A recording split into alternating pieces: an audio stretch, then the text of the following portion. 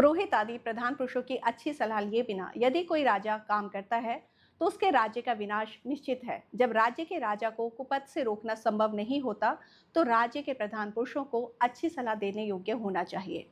नमस्कार दोस्तों, हमारे आज के एपिसोड में आप सभी का स्वागत है। इतिहास गवाह है कि बड़े बड़े साम्राज्य रातों रात मिट्टी में मिल गए और बड़े से बड़े सूरमाओं का पतन हो गया। पर क्या कभी आपने सोचा है कि किसी नेतृत्व या सत्ता के विनाश की शुरुआत कहाँ से होती है? हमारे सनातन ग्रंथों में एक बेहद सटीक बात कही गई है। पुरोहित आदि प्रधान पुरुषों की अच्छी सलाह के बिना यदि कोई राजा काम करता है तो उसके राज्य का विनाश निश्चित है। जी हाँ, एक अकेला व्यक्ति चाहे वो कितना भी शक्तिशाली या बुद्धिमान क्यों ना हो, वह हर परिस्थिति में सही फैसला नहीं ले सकता। जब सत्ता के शीर्ष पर बैठा हुआ व्यक्ति अपनी मनमानी करने लगे, अपने सलाहकारों, अपने मार्गदर्शकों की बात सुनना बंद कर दे, तो बर्बादी का काउंटडाउन शुरू हो जाता है। ऐसी स्थिति में सबसे बड़ा संकट क्या होता है? सबसे बड़ा संकट यह होता है कि उस राज्य के राजा को कुपथ यानी कि गलत रास्ते से रोकना फिर किसी के लिए संभव नहीं होता।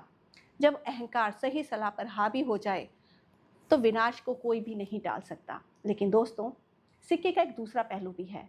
केवल राजा या लीडर का सुनना ही काफ़ी नहीं होता। सबसे बड़ी जिम्मेदारी उन लोगों की होती है जो आपके आसपास खड़े होते हैं। इसलिए यह भी कहा गया है कि राज्य के प्रधान पुरुषों को अच्छी सलाह देने के योग्य होना चाहिए। अगर सलाहकार ही चाटुकार हो जाए, अगर वो सच बोलने की हिम्मत खो दे, तो नेतृत्व का भटकना तय होता है। एक सच्चे मार्गदर्शक और प्रधान पुरुषों की असली योग्यता क्या होती है? असली योग्यता ये होती है कि वो बिना डरे निस्वार्थ भाव से सही और दूरदर्शी सलाह दे सके। ये बात सिर्फ पुराने ज़माने के राजा महाराजाओं पर लागू नहीं होती।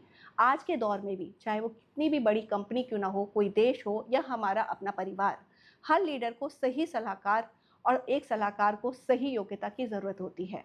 तो अगली बार जब कभी आप बड़ा फैसला लें तो देखें कि आपके आसपास सलाह देने वाले लोग कौन हैं। क्या वो सिर्फ हाँ में हाँ मिलाने वाले लोग हैं, या वो हैं जो आपको कुपथ पर जाने से रोक सके? सोचिएगा ज़रूर। आज के एपिसोड में बस इतना ही। आपसे फिर मुलाकात होगी। तब तक के लिए सुनते रहिए, सीखते रहिए। नमस्कार।